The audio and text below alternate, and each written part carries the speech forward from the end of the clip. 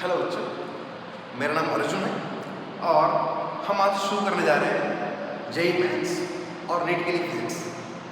हमारी स्टार्टिंग आज mathematical tool से होगी और हम आगे बात करेंगे और पूरी फिजिक्स पढ़ेंगे। मेरा नाम अर्जुन है और ये मेरा कॉन्टेक्ट नंबर है। हम शुरू करते हैं मैथमेटिकल टूल से। फर्स्ट हम टॉपिक लेते हैं function. What is function?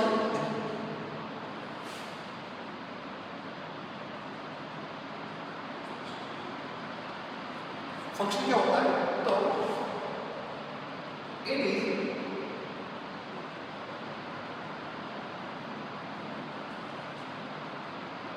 Relationship between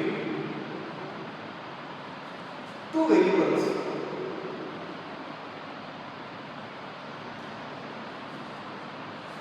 one is dependent and other is independent variable. It means function एक ऐसी रिलेशनशिप है जिसमें दो वेरिएबल होते हैं। एक वेरिएबल आपका डिपेंडेंट होता है और दूसरा वेरिएबल आपका इंडिपेंडेंट होता है। For example I write y is equal to fx। इसमें इसको बोलेंगे क्या बोलेंगे इसको? y is function of x। y is function of x। ठीक है, मान लीजिए कोई फंक्शन हमको दे रखा है, कोई फंक्शन गिवन है, क्या है? y is equal to fx is equal to x square. y is function of x, y x का फंक्शन है और रिलेशन क्या है? y is equal to x square. अच्छा, ये जो y को fx लिखा है उसमें ये जो x जो होता है वो होता है आपका इंडिपेंडेंट एंड वेरिएबल, और अनदर जो आपका y है उसको हम बोलते हैं dependent variable.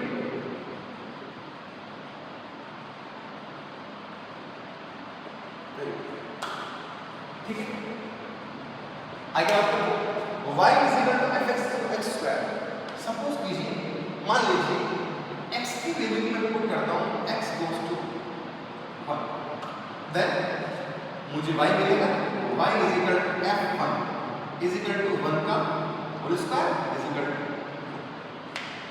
Net x goes to 2, y मिलेगा मुझे f2 is equal to whole square of 2 is equal to 4। x goes to 3, y goes to मिलेगा मुझे f of 3 is equal to whole square of 3 is equal to 9। x goes to 4, y मिल जाएगा मुझे f of 4 is equal to whole square of 4 is equal to 16। इस तरह से ये function जो है x की वैल्यू को मैं जैसे जैसे चेंज कर रहा हूँ, वेरी कर रहा हूँ, वैसे इसकी जो y की वैल्यू क्या मिल रही है? y की वैल्यू वेरी कर रही है। x की वैल्यू 1 रखा मैंने, y मुझे 1 मिला। x को मैंने 2 रखा, y मुझे 4 मिला। x को मैंने 3 रखा, y मुझे 9 मिला। 4 रखा 16। तो जैसे जैसे मैं x की वैल्यू को चेंज करूंगा वैसे वैसे मेरे पास y की वैल्यू क्या होगी? चेंज होगी। इसका मतलब हम ऐसा कह सकते हैं कि x की वैल्यू पर जो है वो y की वैल्यू डिपेंड कर रही है। इसलिए हमने कहा है x इज इंडिपेंडेंट वेरिएबल और y जो है y का डिपेंडेंट वेरिएबल है। इसलिए ये रिलेशन क्या है? It is a function. क्या है? एक फंक्शन। ठीक है, now take another example, y is equal to fx is equal to x। अच्छा, let's suppose x goes to क्या 1 और y मिल जाएगा y is equal to f of 1 is equal to whole cube of 1 is equal to 1। x goes to 2, y is equal to f of 2 is equal to whole cube of 2 is equal to 8।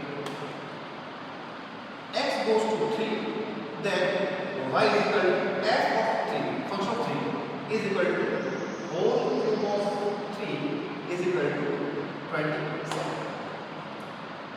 X goes to 4, y is equal to f of 4 is equal to whole cube of 4 is equal to now 64. तो इस question में, इस equation में, इस function में x जो है y goes to x goes to x cube function है x पे डिपेंड कर रहा है और x के वेरी करने के साथ साथ क्या हो रहा है y भी क्या हो रहा है वेरी हो रहा है। ठीक है, एक एग्जांपल लेता हूँ जिससे आपको फील आएगा कि वास्तविक फंक्शन क्या है।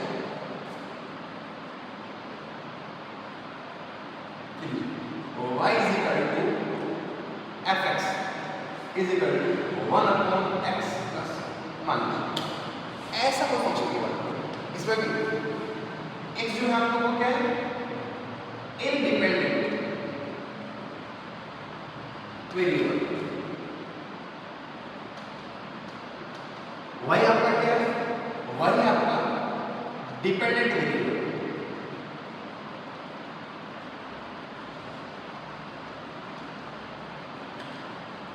देखिए आगे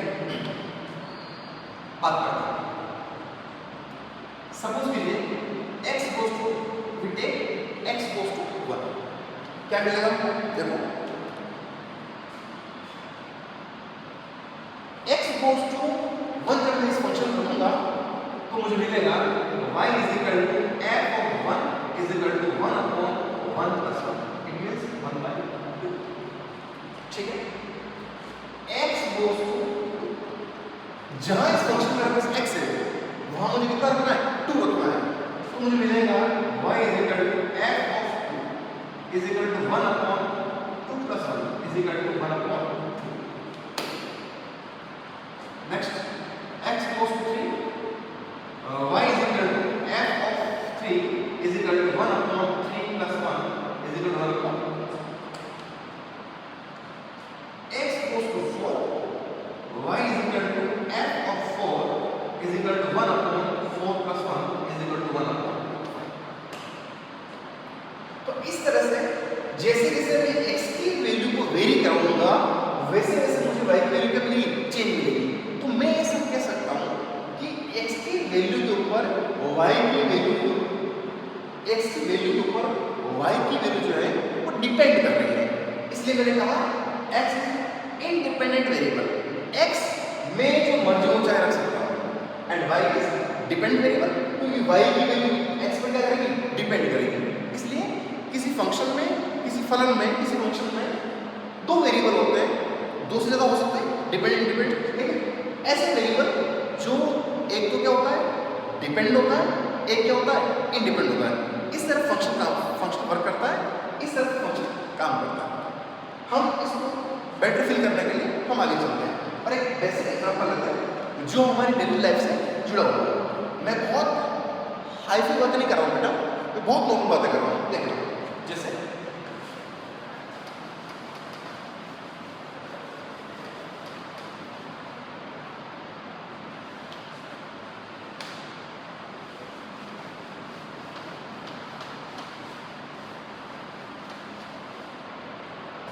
मान लीजिए हमारे पास एक वैसे एग्जाम्पल देता हूं, principal amount given amount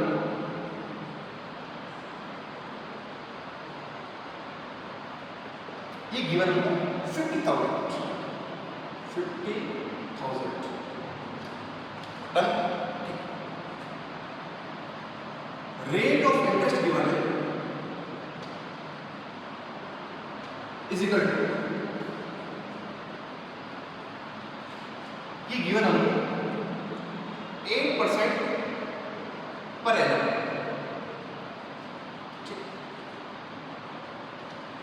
time period given आपके पास में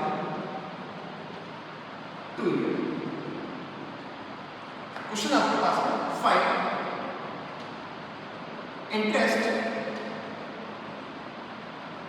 interest amount of 2 year. 2 year में आपको कितना इंटरेस्ट अमाउंट पे करना पड़ेगा वो हमको निकालना, वो हमको फाइंड करना। It is principal amount, it is rate of interest और इट इज टाइम।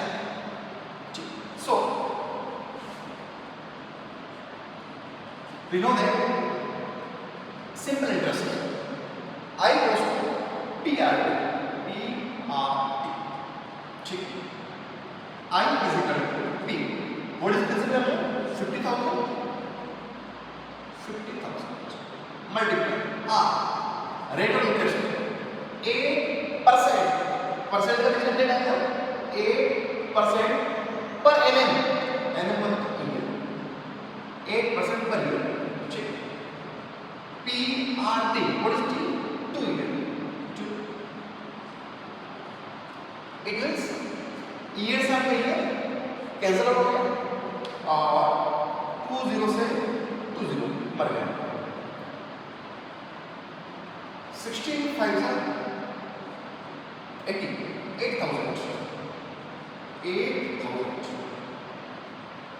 जो इंटरेस्ट अमाउंट बना बेटा वो बना 8,000 कितना बना 8,000 इट मींस आफ्टर 2 ईयर जो इस व्यक्ति को जो अमाउंट इंटरेस्ट अमाउंट पे करना पड़ेगा वो पे करना पड़ेगा 8,000 अगर मैं टाइम की वैल्यू 3 ईयर ठीक है तो वही जो इंटरेस्ट अमाउंट 8,000 है वो हो जाएगा 12,000 अगर मैं टाइम की वैल्यू को वेरी करते हुए 4 ईयर कर दूं तो हो जाएगा 16,000 इट मींस जैसे जैसे जिस तरह से टाइम की वैल्यू वेरी हो रही है वैसे वैसे इंटरेस्ट अमाउंट भी वेरी कर रहा है इसका मतलब मैं इसको ऐसा लिख सकता हूं कि जो इंटरेस्ट अमाउंट जो है interest amount is function of time I is equal to FT इसको बोलूंगा मैं interest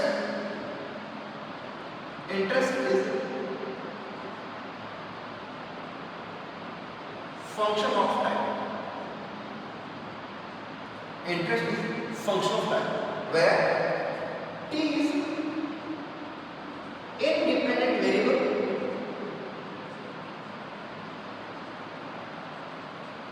and I is dependent variable.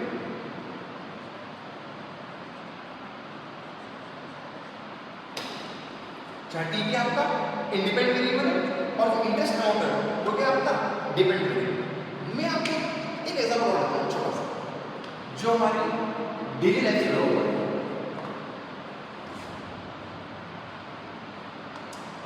जैसे मान लीजिए हमको बॉइलिंग पॉइंट जो होता है boiling point boiling point is equal to 100 degree Celsius at ground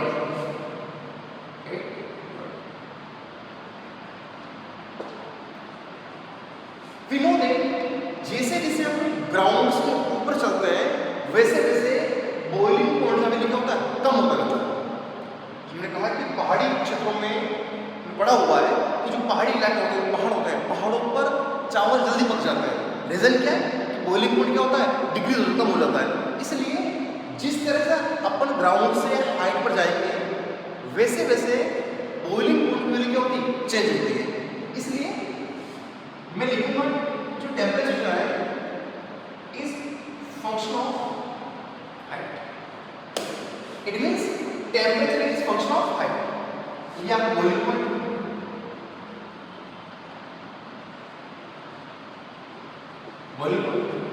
ये आपका हाइट यहां जो हाइट है वो आपका है independent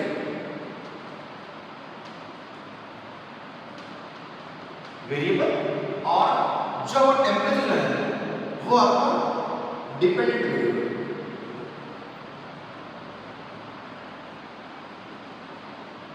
temperature is dependent variable height is independent variable मैं बोल सकता हूं इसको कि temperature is a function of height इस केस में टेम्परेचर जो है वो हाइट का function temperature is a function of height temperature जो है वो हाइट का फंक्शन है इस केस में क्या था इस केस में इंटरेस्ट जो था आपका वो किसका फंक्शन था टाइम का अच्छा टाइम क्या था इंडिपेंडेंट फंक्शन आपका था डिपेंडेंट या हाइट आपका है इंडिपेंडेंट वेरिएबल और टेम्परेचर क्या आपका डिपेंडेंट वेरिएबल।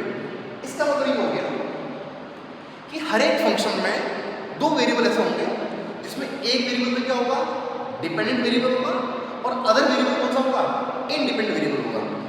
उन दोनों का रिलेशन इस तरह डिफाइन होगा कि एक वेरिएबल दूसरे पर डिपेंड करेगा। इसको हम बोलते हैं फंक्शन। फंक्शन के बारे में लिखा है it is a rule of relation between two variables, one is dependent variable and other is independent variable. चलिए हम आगे बात करते हैं और फंक्शंस की डेफिनेशन में हम आगे चलते हैं और बात करते हैं डोमेन और रेंज के बारे में।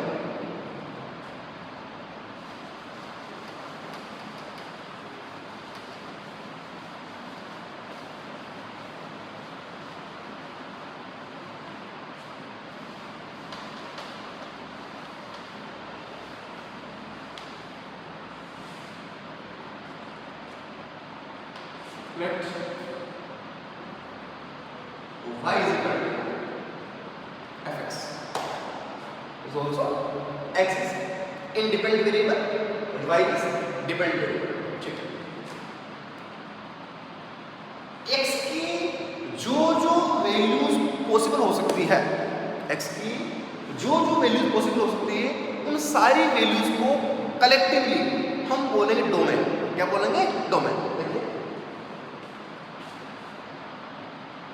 all possible values of x, all possible values of x are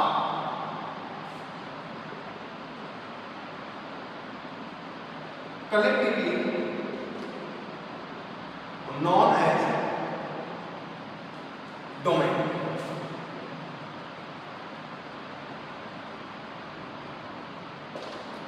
x के सारी वैल्यू जो पॉसिबल हो सकती है उसको कलेक्टिवली हम बोलेंगे डोमेन। क्या बोलेंगे डोमेन। चलिए आगे बात करते हैं। All possible values of y are collectively known as range.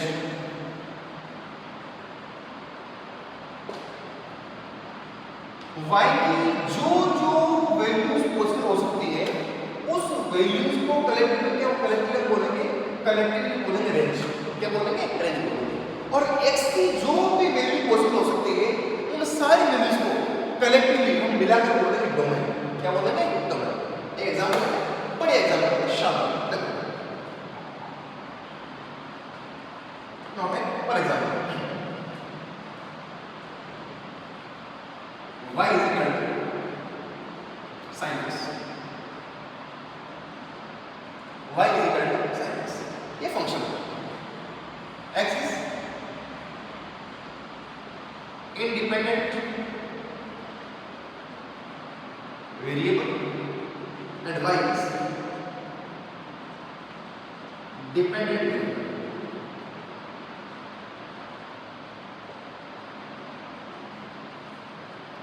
अच्छा, पहले बात करें डोमेन।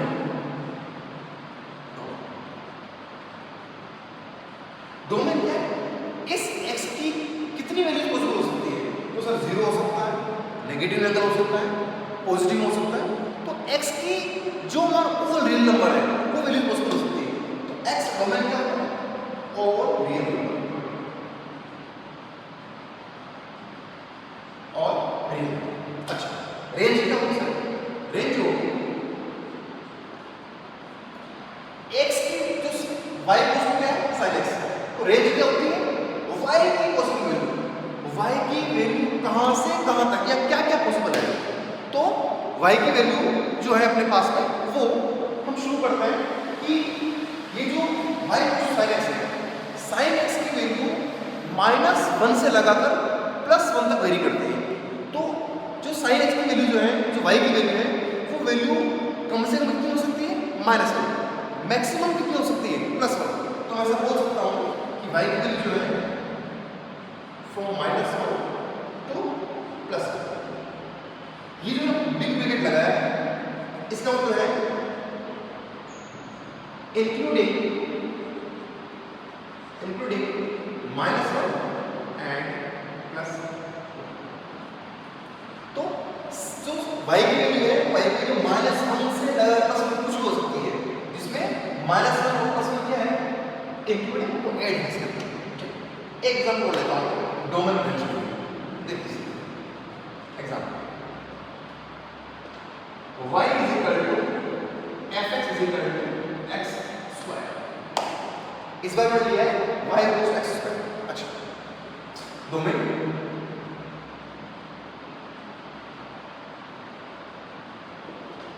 क्या होगा all possible values of x। so again all real number। इसको तो बोलूंगा मैं डोमेन क्या होगा, domain is element of all real. इसको डोमेन क्या है ऑल रियल नंबर का एलिमेंट है। ठीक है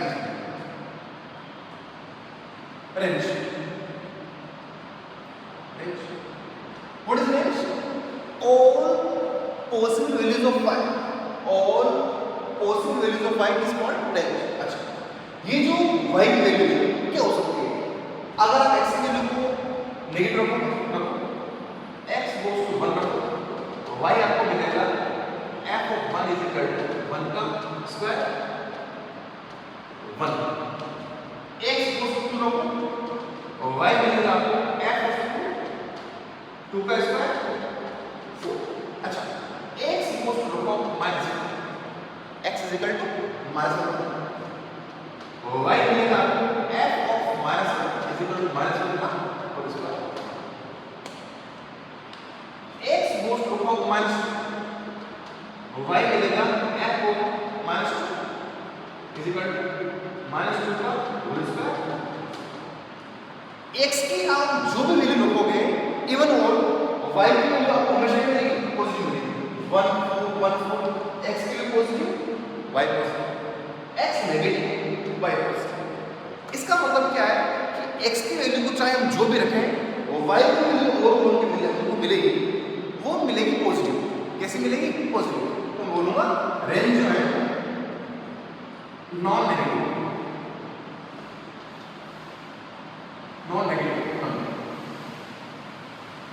रेंज क्या है नॉन नेगेटिव या बोलूंगा पॉजिटिव। ये इसकी क्या होगी रेंज। ठीक है आगे चलो एक example low y is equal to fx is equal to x cube। वही आप डोमेन क्या होगा, डोमेन होगा all possible values of x। x की कौन कौन सी वैल्यू पॉसिबल हो सकती है, तो यहाँ 0 भी रख सकता हूँ मैं, पॉजिटिव नंबर भी रख सकता हूँ मैं, नेगेटिव नंबर भी रख सकता हूँ मैं। तो इसको बोलूंगा मैं अगेन डोमेन होगा ऑल रियल नंबर और रियल। रेंज क्या होगा, रेंज होगी हमारे पास में y की वैल्यू y नेगेटिव। अच्छा अब y क्यूब निकाल लो, x नेगेटिव का क्यूब नेगेटिव, x पॉजिटिव का क्यूब पॉजिटिव। तो y की वैल्यू जो है इस बार पॉजिटिव भी हो सकती है और नेगेटिव भी हो सकती है। तो मैं लिखूंगा रेंज भी क्या होगी और रियल। इस तरह आज हमने फंक्शन क्या होता है, वो फंक्शन दो वेरिएबल होते हैं, एक डिपेंडेंट वेरिएबल एक इंडिपेंडेंट वेरिएबल, और फंक्शन वर्क कैसे करता है हमने फंक्शन का फिल लिया कि होता क्या है, फिर हमने डोमेन और रेंज के बारे में बात की। कल हम नेक्स्ट क्लास में इससे आगे की डिस्कशन करेंगे। ठीक, थैंक यू।